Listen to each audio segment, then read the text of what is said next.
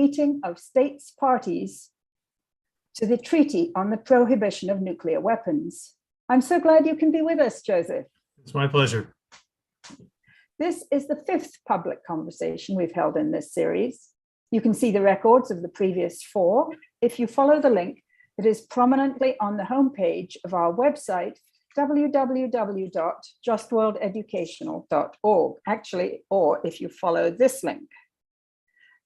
If you follow the link, you can also learn more about the upcoming sessions in this series, which will include another great conversation with someone who's also in Vienna for the TPNW meetings, Tom Unterreiner, who's the chairman of Britain's Veteran Campaign for Nuclear Disarmament and also runs Europeans for Nuclear Disarmament. That'll be next Saturday at noon Eastern. On Wednesday evening, we'll have a special session on the role Israel has played over the decades as a major nuclear proliferator and the near silence of members of the US political elite over that blatant hypocrisy and scofflawry. Oh, I love that word, scofflawry. Not even sure it's a word, but I just like it. I am really delighted that today, people in the NATO countries who have become newly concerned about the risks of nuclear conflict because of the ongoing crisis in Ukraine, at least have a burgeoning global nuclear ban movement that can give us all hope that abolishing these weapons of terror once and for all is a real possibility. That was not the case during, say, the Cuban Missile Crisis of 1962. But it is true today, thanks to the efforts of the millions of people led by nations of the global South that has built the Treaty on the Prohibition of Nuclear Weapons, the TPNW, which came into force in 2017. As of now, 86 states have signed the TPNW and 62 have fully ratified it. Sadly, our country is not a signatory. I see our job as being to rebuild an anti-nuclear movement that's strong enough to push our government to sign on to this very important treaty, the TPNW, and to push for the total abolition of nuclear weapons. It is always sobering to remember that if nuclear annihilation happens, it will be a much speedier and more total form of annihilation than anything that climate change can cause. So we're lucky to have with us today someone who has worked tirelessly on these issues for many decades now, Joseph Gerson. Our project director here at Just World Ed, Amel Zaroub, will be leading the conversation with Joseph today, while I dip behind the scenes and do the Zoom teching. If you need anything from me, I'll be in the chat box. I hope we'll have a good time for Q&A after Amel has finished her conversation with Joseph. So now over to you, Amel. Thank you, Helena. It's really wonderful to have Joseph on today. I'd like to start with asking you, how long have you been involved in nuclear weapons abolition work? It surprises me when I think about how long it's been. It's been a bit over 40 years. My first consciousness, as a kid, we all read Hiroshima by John Hersey, but that was abstract, it was distant, it was far away. And actually, the wake up for me was in 1973 when I was here in Europe. We thought was then called the October War was over, and I woke up one morning. People I was staying with were listening to Armed Forces Radio to learn that Henry Kissinger had put U.S. nuclear weapons on an alert, and that sort of, in some ways, opened the way for me to understand the relationship of nuclear weapons to what really is U.S. empire and U.S. foreign and military policies.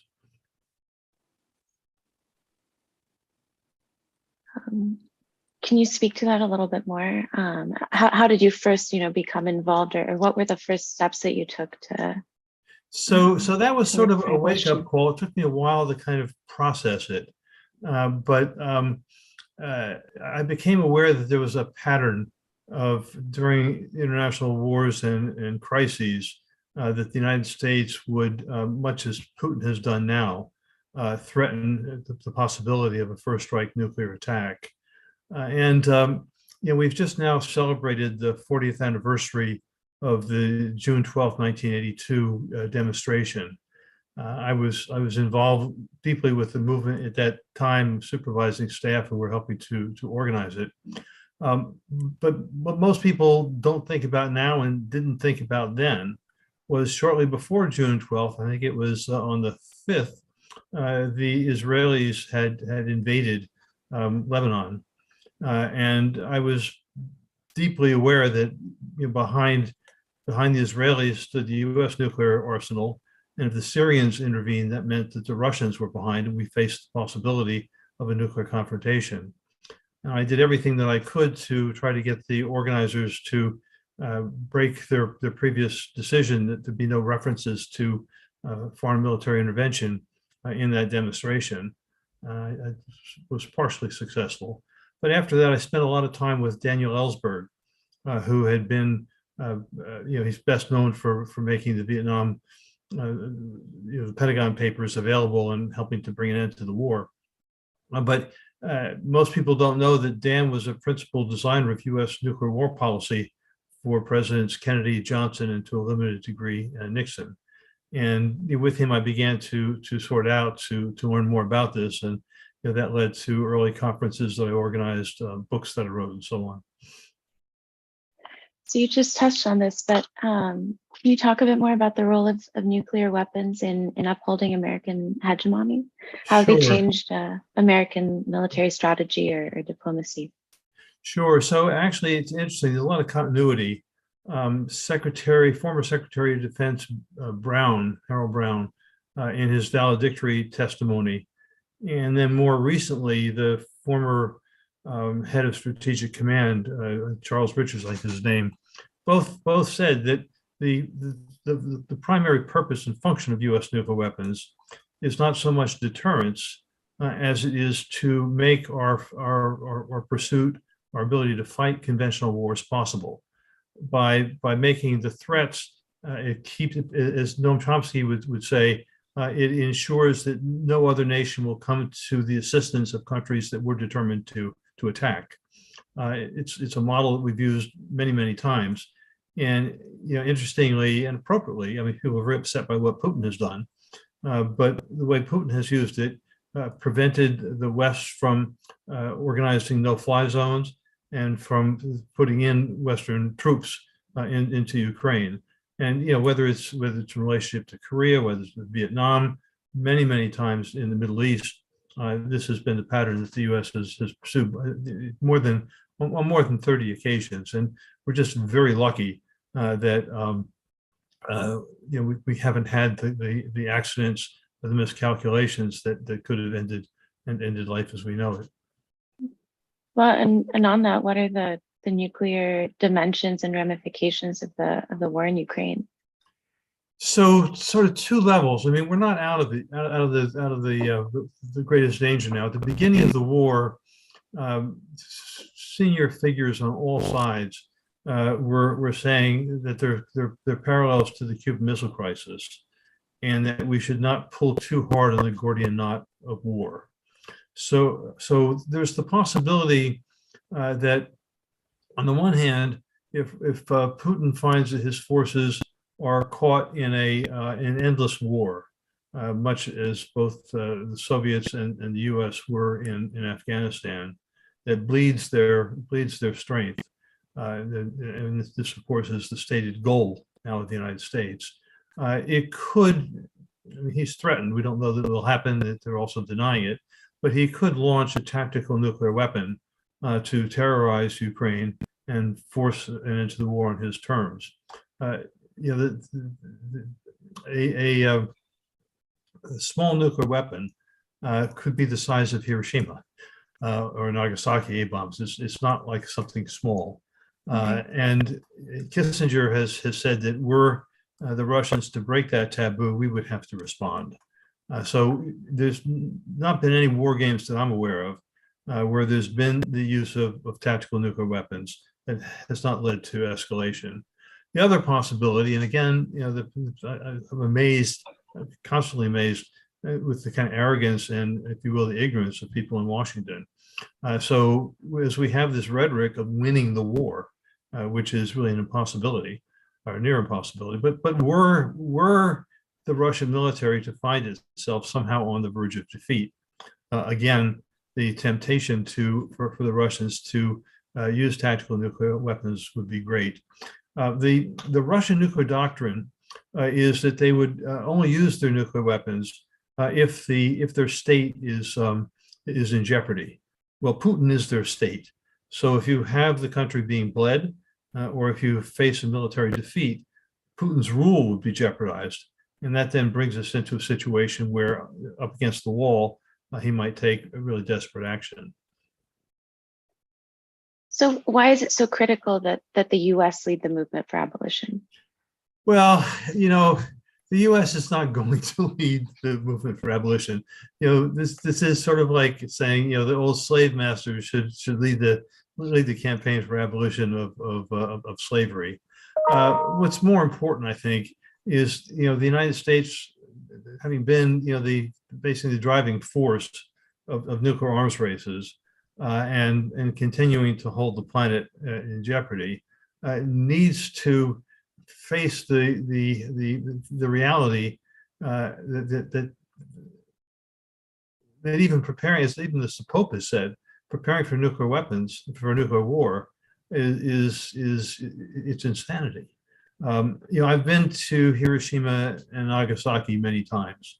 I've worked closely with A-bomb survivors, and Helena was making reference earlier today to the sessions here in Vienna at the ICANN conference, which began with the testimonies of A-bomb survivors, and they're not limited to Japan. I mean, A-bomb survivors are from Kazakhstan. A-bomb survivors are from the Midwest, from the Western United States. They're veterans of the U.S. military. But when you deeply engage in it, when you understand that even the use of a small tactical nuclear weapon is the imposition of total hell, and threatens the annihilation of the human race, then it really becomes incumbent to do everything you can to work for their abolition. The United States is, now on track to spend what, $1.7 trillion to replace upgrade its entire nuclear arsenal and all of the delivery systems. So when we don't have enough money to provide COVID vaccines for everybody, when we don't have adequate money to pay teachers, and our schools are in serious jeopardy, the money is there, and in part it's being spent in preparation for the end of human life. I mean, it's madness. And so what are the political and technical steps that would need to be taken for the US to eliminate nuclear weapons? Ooh, well, politically, I think you don't want to look to the leaders of the country, the people of power, the Lindsey Grahams of the world, to be providing leadership on this. It has to come from below. It has to come from a popular movement, from popular will. And we have experienced this in the nuclear field in terms of the freeze movement of the early 1980s, which essentially made major contributions to the end of the Cold War. It's the same with the women's rights movement, the same with the rights for freedom for people of color in our country. It has to come from below, and to make it impossible for politicians to do anything else. And then the next steps. I mean, we're in a situation now with the Ukraine war, and the policies of the last 20 years, where we're approaching what's been described as a new ice age. So beginning with the W. Bush administration, the United States moved to eliminate all the arms control agreements that we had with Russia, which provided strategic stability. The Anti-Ballistic Missile Treaty, the Intermediate Nuclear Forces Treaty, the Open Skies Treaty, you name it. So we're in a situation now where on top of that, you have just total lack of trust on all sides, where we need to begin recreating strategic stability. That's not nuclear disarmament, but to begin to create the communication, the trust building, which is difficult in the middle of a war, that could provide the foundation for disarmament negotiations. That has to be our first priority, and it applies not only to U.S. and Russia, but U.S. and China. And in the United States, there's been little awareness, little regard for the degree of military confrontations going on in the Asia Pacific. And while the Biden administration and the country as a whole appear to be so focused on Ukraine and reinforcing U.S. power in Europe and to contain Russia, the real game for the longer term is competition for global dominance with China. The United States has the United States has the Pacific Ocean has been an American lake since 1975, and few people are aware. The construction, the basis of the U.S. empire began in 1898 with the conquest of the Philippines, Samoa, Guam, as a way to get the coaling stations needed to carve out our share of the China market. And we're now in a situation which is described as a Thucydides trap of the tensions between rising and declining powers. Many provocative military actions around Taiwan, the South China Sea, and deep, you look at Taiwan. Taiwan has become the hinge of the struggle for global power, and we're with commitments that have been made by the United States to Taiwanese independence and to defending it. And these have been reinforced and actually expanded by Biden. The situation is that were China to attempt to take over Taiwan, the Biden administration, the US, and Trump as well, are committed to defending Taiwan. Well, Taiwan cannot be defended by conventional military means. The only way that the US is able to maintain its dominance there is by the threat of nuclear attack. And it's because of the fear that removing the nuclear threat would serve as an invitation for the Chinese to take over Taiwan, that the Biden administration has reinforced U.S. first strike doctrine. I mean, most people think that our nuclear weapons are there principally for deterrence. Not so. They're there to maintain our dominance and power around the world. Well, thank you. I want to come back to the work that you've been doing. So you were just in Mongolia. Could you tell us a little bit about the conference? Sure. So I think the last place I ever expected to go was Mongolia. It's a long way from Boston.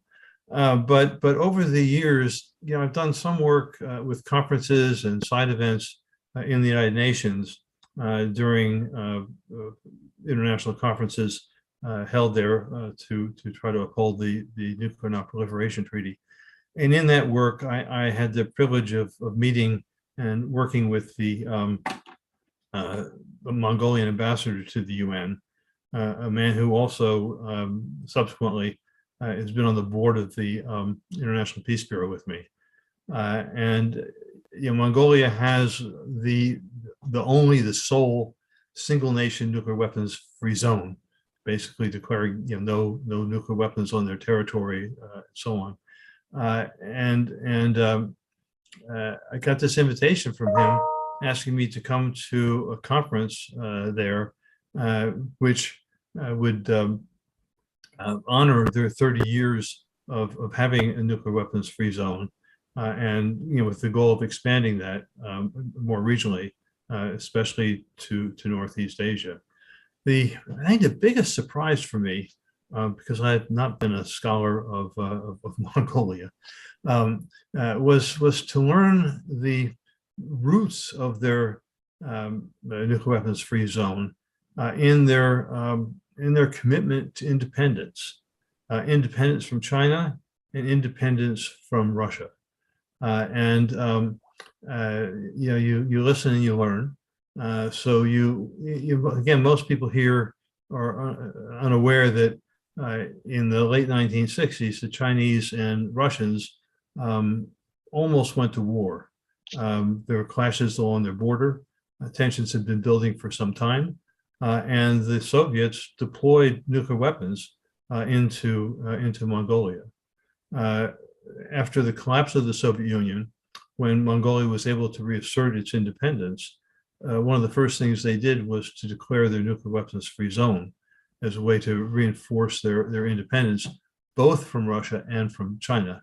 And this is something that they are pursuing with great intensity. I have to say, I was quite impressed by the commitments of members of the Mongolian elite. I mean, who thinks about the Mongolian elite, right? But here is the former president, former national security advisor, senior ambassadors, all of whom have helped to create and then to work through the United Nations and otherwise to make sure that their nuclear weapons-free zone is protected. Now, this may seem very abstract to people. How does it relate to the wider world? Well, one of the things that they'll tell you, and this comes back here to the Treaty on Prohibition of Nuclear Weapons, is that in the face of the nuclear weapon states, the big powers ignoring and continuing their arms races, non-nuclear weapon states have to do what they can to limit the dangers. And so with the creation of nuclear weapons-free zones, which cover much of the face of the earth, they're in some ways surrounding and isolating the nuclear powers and providing a foundation for human survival into the future. And so how do you see nuclear weapons-free zones, as relating to the push for a nuclear weapons-free world? Can you expand on that a little bit more? Sure. I think people are quite conscious here, as I was saying, and it relates absolutely to the Treaty on Prohibition of Nuclear Weapons. Non-nuclear weapons states have felt marginalized, right? Many of them intimidated by the nuclear powers. And so what is it that they can do to exercise agency to limit the dangers and threats of the nuclear powers? And so, whether it's a nuclear weapons-free zone for Africa, for Latin America, for Southeast Asia, it's a way of trying to mark off regions of the world where they will not permit the presence of nuclear weapons, and certainly not to be attacked by nuclear weapons. And the different zones are to different degrees respected by the nuclear powers, some more so than others. And it's a fight. They see it as a step, a necessary step toward eliminating nuclear weapons. I mean, the danger, one wants to be a force of hope, right? At the same time, we need to recognize that we're in a particularly dangerous moment now, not only out of Ukraine, but we're in a situation where we have major nuclear arms races. We're not reducing the number of nuclear weapons; they're being increased by the nuclear powers. And then with the Ukraine war, we have greater pressures for proliferation. The concern, Ukraine inherited the Soviet nuclear arsenal and gave it up with guarantees that they would not be attacked, that their sovereignty would be protected, and of course that was not respected. So in some countries, maybe Iran too, they're looking at this and saying, well, if Ukraine had nuclear weapons, would they have been attacked? And this is leading to demands, certainly in Asia, where in South Korea, the new conservative government is asking the U.S. to bring its nuclear weapons back there. Similar pressures in Japan. And there are discussions in the right wing in both of these countries about the possibility of them becoming nuclear weapon states. So it's critically important now that we do everything we can to, if you will, build a bastion against proliferation and the acceleration of the arms race. Thank you. Actually, coming back to that, the map that my colleague Helena just shared, why is it that the Global South is leading the movement for nuclear weapons-free zones? They don't want to be part of a nuclear war, and it's there's a kind of an arrogance of privilege and an arrogance of power in the North. an assumption, that it's these white people of privilege who know what's best for the world and who disregard the needs and interests of other nations. And the reality is that many of these nations, even some that are authoritarian and have some corruption, are well aware that they need to take steps to protect humanity. I certainly saw this in Mongolia, where you have the educated elite in a very traditional culture who have taken the steps that are needed. You've had brilliant leadership in terms of nuclear disarmament from over the years from Mexico. Egypt has been trying to lead the negotiation of a Middle East nuclear weapons-free zone for years. And it has considerable international support behind it, but Israel is the obvious obstacle. So it's people looking after their interests, recognizing the danger, and taking informed steps. And speaking of the conference that you just attended, do you have some quick snapshots to share of your experience? From Mongolia? Mm-hmm. Snapshots. Yeah, I mean, as I said before, the thing that was most striking to me was an appreciation of the recognition of the need to maintain their independence from both China and Russia, something we don't think much about, and how their nuclear weapons-free zone plays into this. Also, a lot of discussion there about the possibility of creating a Northeast Asian nuclear weapons-free zone. We need to appreciate that Korea has been divided now for almost 70 years. The war there never ended, and while we and the Japanese have been preoccupied by and the South Koreans, in many ways preoccupied by North Korea's development of a nuclear arsenal, we don't really think about the fact that that arsenal was built in response to almost a dozen U.S. nuclear threats to eliminate North Korea and continuing military buildup. And there were opportunities along the way. Back in 2000, there was a negotiation of a comprehensive agreement with North Korea that then Bush, when he came into power, just did away with. And we're in a situation where the North Koreans, oppressive as they may be, have been building their arsenal. So you have models and proposals coming out of Japan, coming out of South Korea and Mongolia for the creation of a nuclear weapons-free zone with considerable studies and political efforts in this regard. So that jumped out. The other thing, again, for many of us, Genghis Khan is a mythical figure, right? A man who conquered much of the world. Striking to be in Mongolia to see how 1,000 years later he's seen as the father of the nation, as a source of inspiration, appreciated and respected for the administrative skills and innovations that he initiated, not only for Mongolia but for the world. That was pretty interesting too. What else to say? I guess the other pieces there, and kind of related actually to Genghis Khan, was just the degree of commitment of these people, not only Mongolians, but people from Japan, from China, from other countries.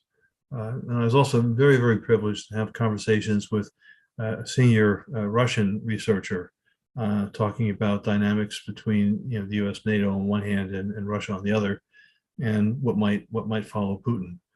So I don't underestimate the privilege and the opportunities that come with participation in these kind of conferences, and try to do what I can to build from them. What other nations do you see as leading the struggle for nuclear abolition?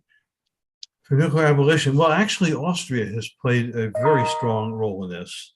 Um, uh, One time after the movement, well, you go back. I mean, the Norwegians and others in the difficult meetings in the Nuclear Non-Proliferation Treaty conferences. I mean, basically, what happens? You have this really one of the seminal treaties of the 20th century was the NPT, and it's built on three legs.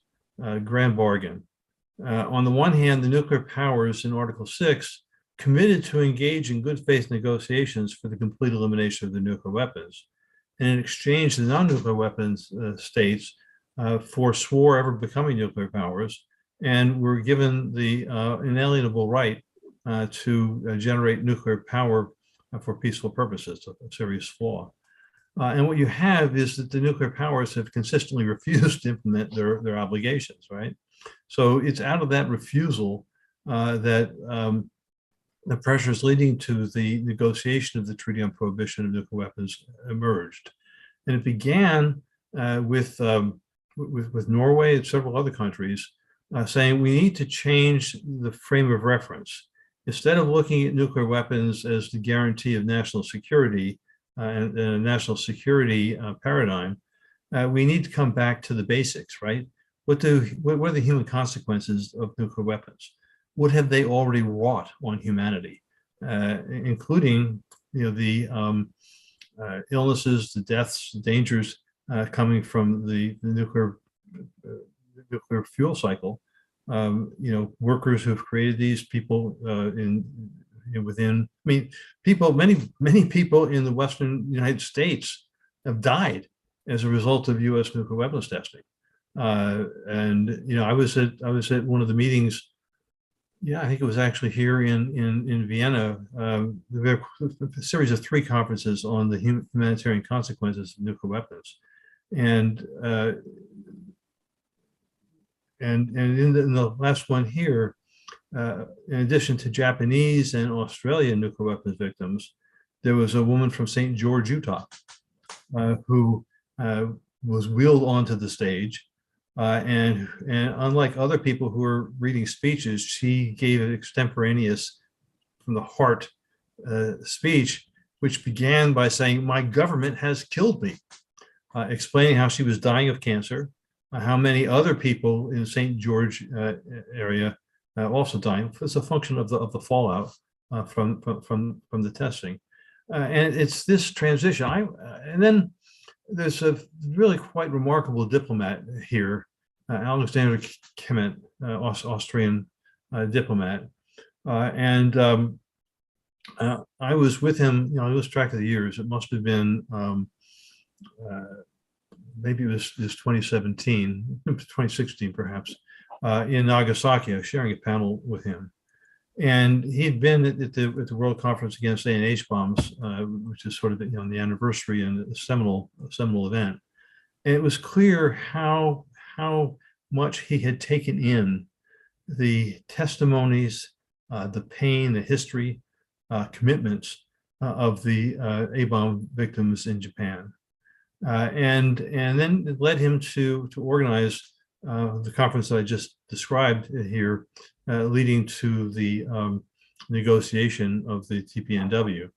Other countries, I was another person who was on maybe that panel or another one. I was very impressed by actually ambassador from Ireland, who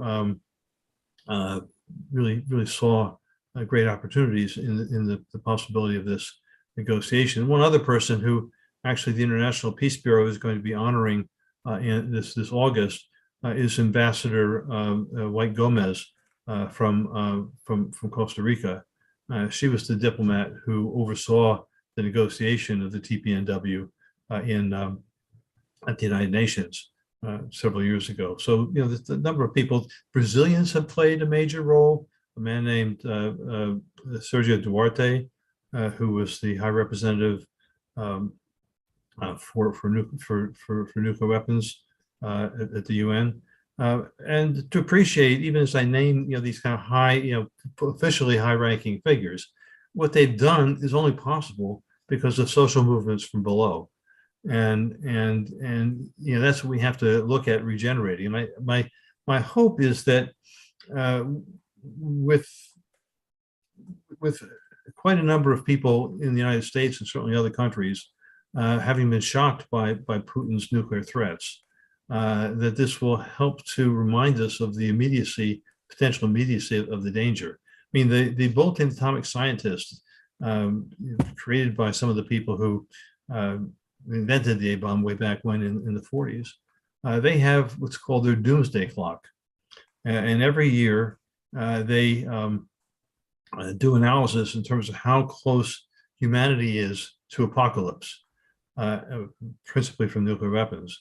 And they set their doomsday clock in quite a public ceremony to try to send out the warning to humanity.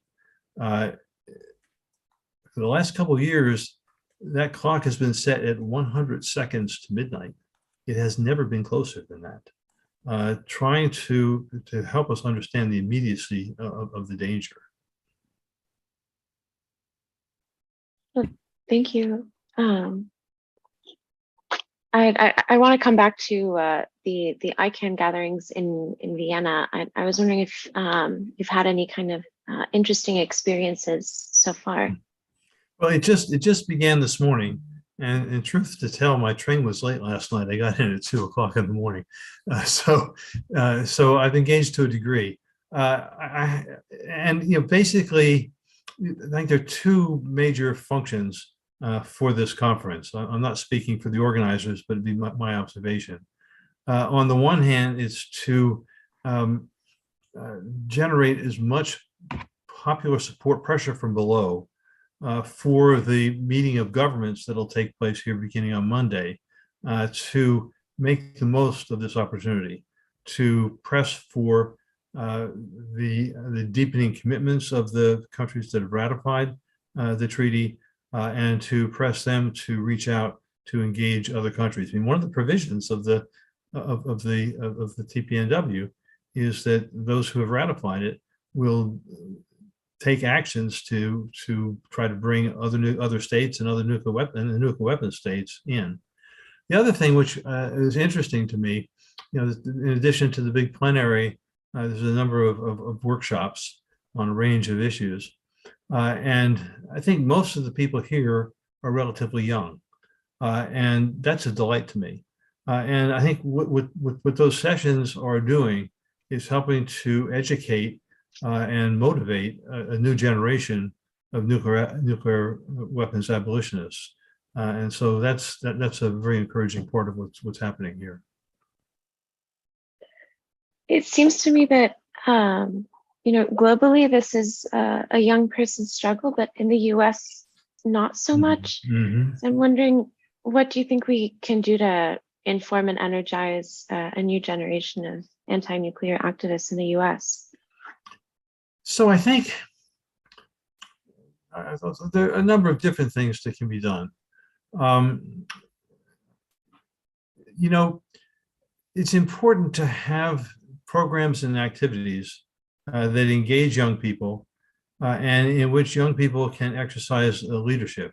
My vocabulary, my experiences, my being a Luddite is not necessarily something that inspires young people.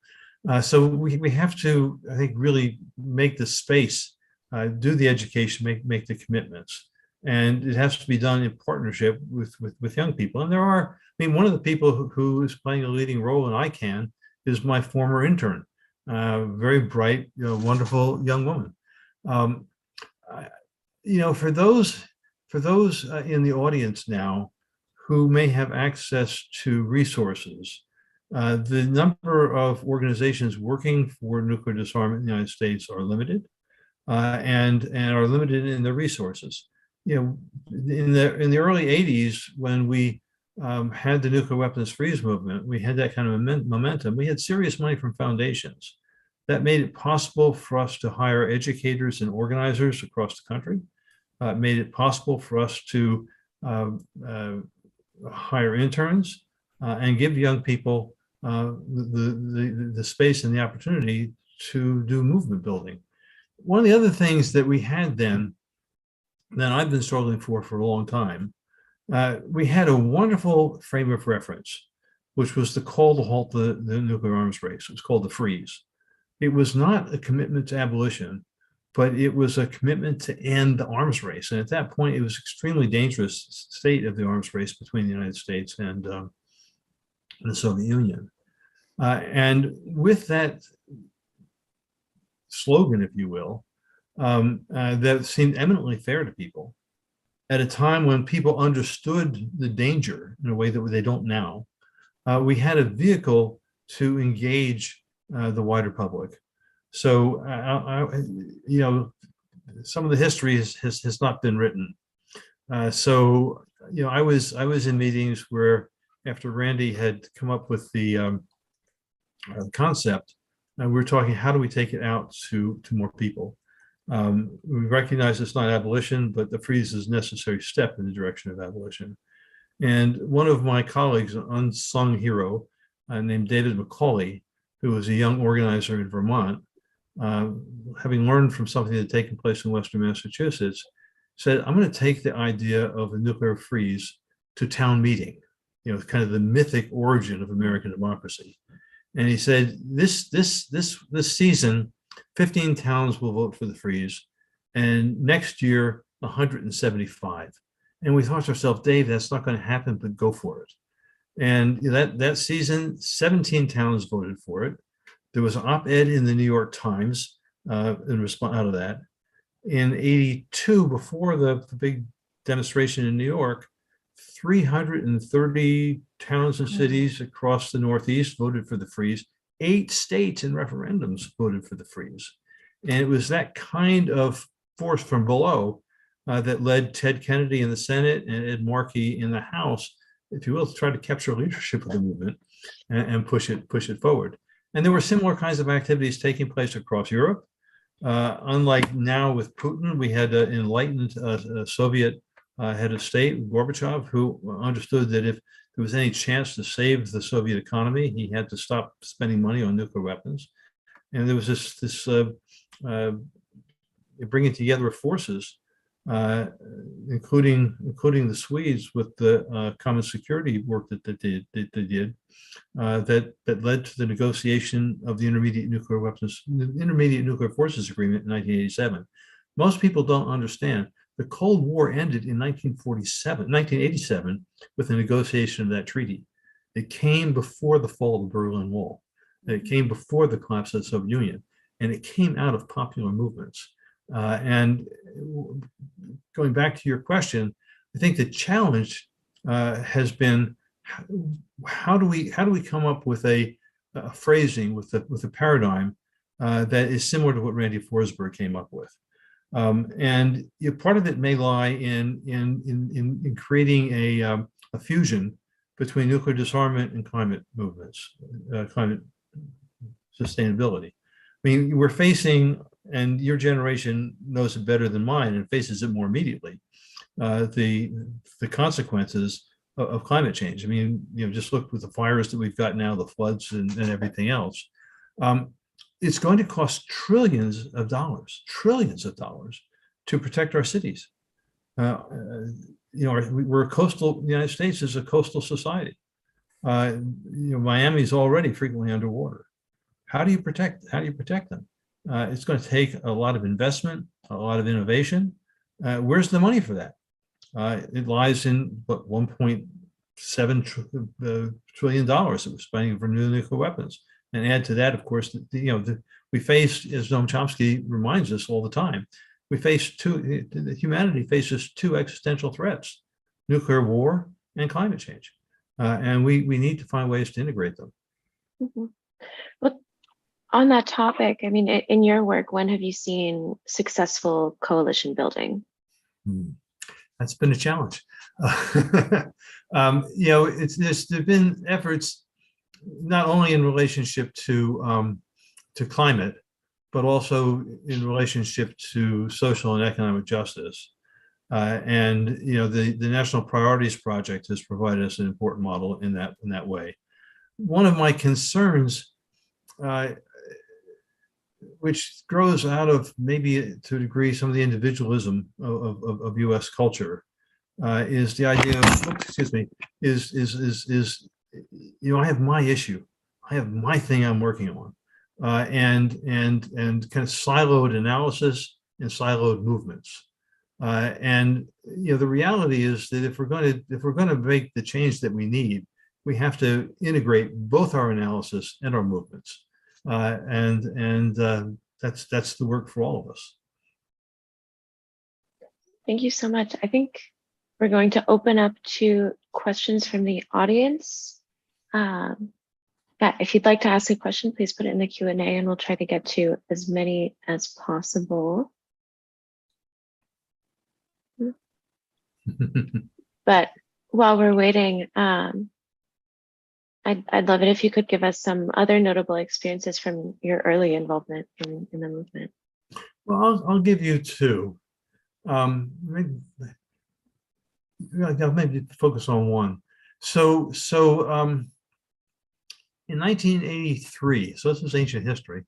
In 1983, a colleague of mine in San Francisco who worked for Israeli-Palestinian peace and opposed to U.S. interventions in the Middle East, called me and said, Joe, there's an effort now to turn Boston Harbor into a nuclear weapons base so the U.S. can send its warships with nuclear weapons to the Middle East.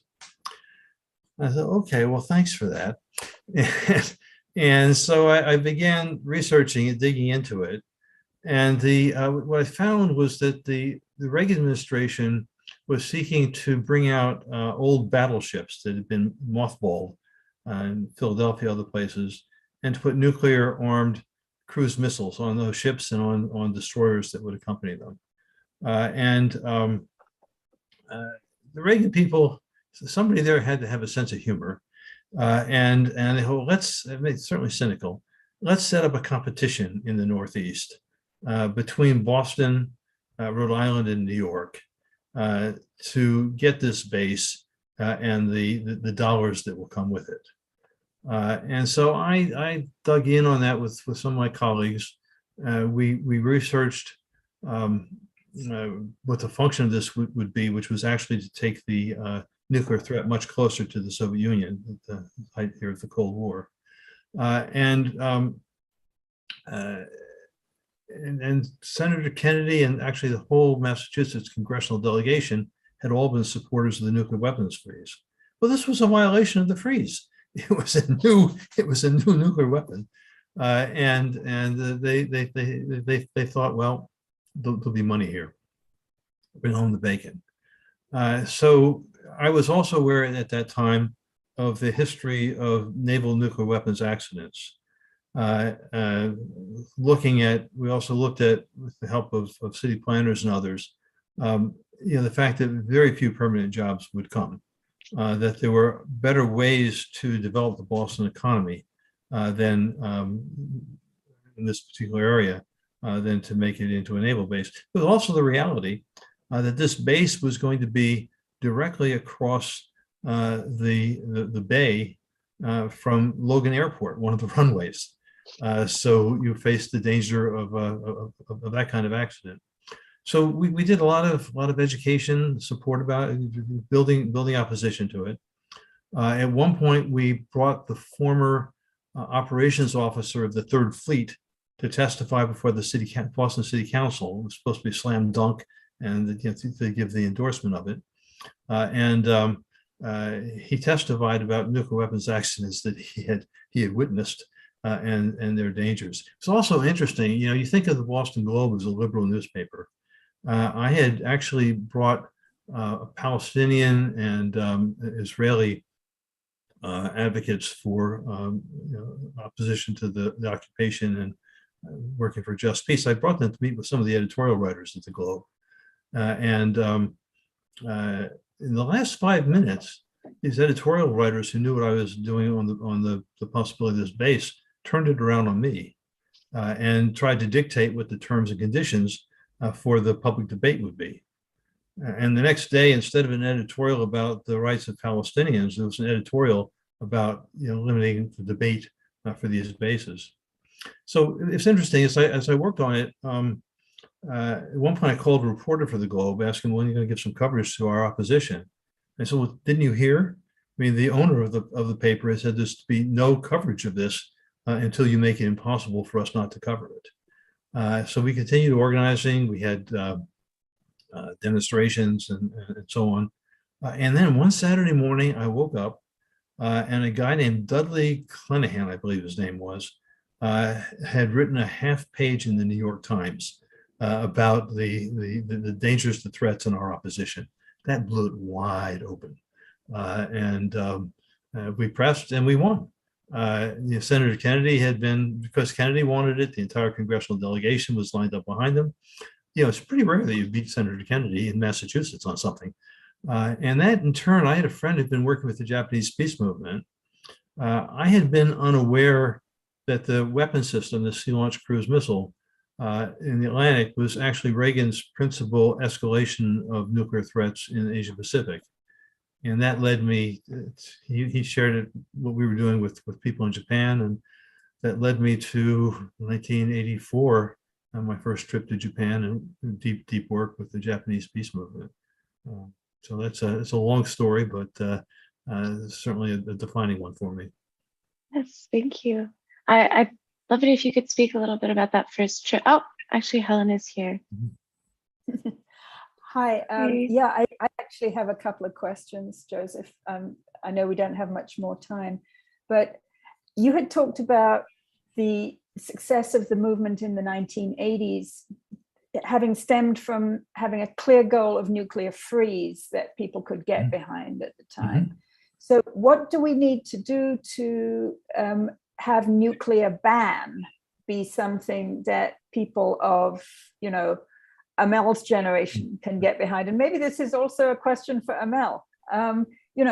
It seems like a pretty straightforward goal, but is it because people haven't thought about nuclear risks recently? Is it because a lot of people in the United States and maybe other NATO countries are kind of complacent that this nuclear thing gives us protections in a scary time? Or is it because all the stuff that people have done is to, the anti-nuclear movement is kind of old and nothing much has happened in the last 20 years? What can we do? I mean, it's a question for both of you, and sorry to spring this on you, Amel, but whatever you can add. So I'll jump for a second and to say that one of the things that I've been saying is that the real cutting edge for the nuclear ban movement, I don't think is actually in the United States. I think it's in the nuclear umbrella states. It's the countries in NATO, Japan, Korea, countries that are ostensibly defended by nuclear weapons and by the discipline of NATO. And if one of those countries breaks, if they say, we're rejecting this because we know it's a threat, that begins to unravel the fabric that holds the nuclear threats, the nuclear arms race in place. In the United States, I think, we're facing, as everybody knows, an economic crisis. I guess the two things I would focus on, and Helen Caldecott did a great job on this in the 1980s. We need to help people understand just quite how dangerous the moment is. I mean, when you look at Ukraine, there is the danger of an escalating nuclear war, right? And is great, and maybe even greater than that, is Taiwan. We need to help people understand quite how dangerous it is. And with that, I think we begin to get some leverage in terms of saying, no, you've got to halt the arms race, you've got to cut the spending, and we have real human social needs in our country, right? We have need for investment in all kinds of things. The money is there. I mean, Amel's future and the future of her generation lies in the kind of resources and priorities the country has. So I think it may lie somewhere in there, but no one has the particular answer, and we have to work together to try to find what that particular focus is going to be. Amel, do you have anything you can put in? Yeah, I mean, I'll just add that I think it's to answer your question, I think it's something that people from my generation are generally uninformed about, or it's seen as not necessarily distinct from the military industrial complex generally. And I don't know that there's the same sense of urgency that I think young people globally have about nuclear issues. And I really agree with what Joseph said earlier. I think the solution to this is really coalition building, and bringing people who are already working on issues of climate justice and and peace generally, to be thinking about nuclear issues. I mean, one of the other things I think we can do, and we've done a little bit of this, is to bring U.S. nuclear weapons victims, to give them public forums, right? Native Americans have been, especially been devastated by this. But to say, it's sort of shocking for many U.S. people to see a blue-eyed blonde from Utah talk about how her father and father-in-law died from uranium mining, how her sister and daughter died from fallout, and how she's struggling for her life. I think, at some levels, making it real, right? The Japanese A-bomb survivors are, they're dying, but there's still some alive and still giving testimony. One of the things that's sort of, it's a function of being old, but sort of wake up for me. Sometimes when I give talks, my hosts say, look, you've got to remember to explain what happened in Hiroshima and Nagasaki, because young people don't know. I mean, how can you not know that? It's certainly not taught in our schools. And so, teaching, I remember Howard Zinn. We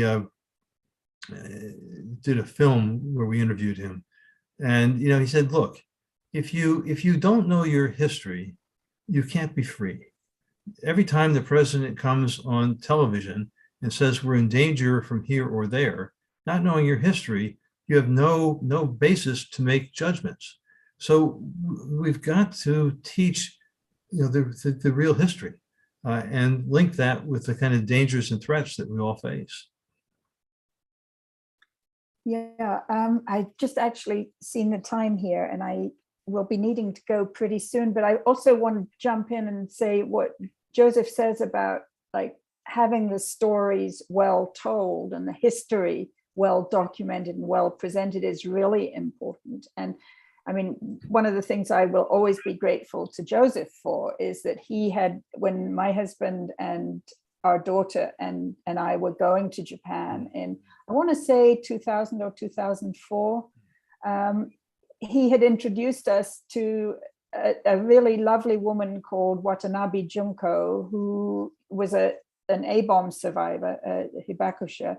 And she graciously showed us around Hiroshima. And, reliving that past, I mean, I guess she was then in her 70s. She's probably now almost pushing 90. I think she's at the Vienna conference.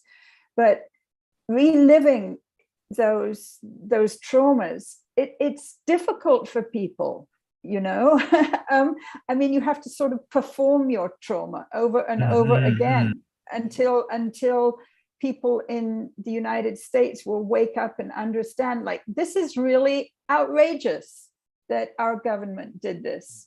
So yeah, I mean, the more we can figure out ways to get this stuff conveyed. And yes, Joseph, you're quite right. There are a whole generation of people who are a little bit, unclear about what happened in Hiroshima, who don't know all the jargon. And I actually, like, you were referring to the NPT and I was spelling it out in the chat, because we have to educate, do a lot of educating. And it's been great to have this session because this will be part of our ongoing project. And I'm very grateful to you giving us the time to do this, because I know you're in Vienna and you're going to be meeting all kinds of exciting people, and I hope we can have a good debrief when you get back. I have a couple of quick housekeeping notes here.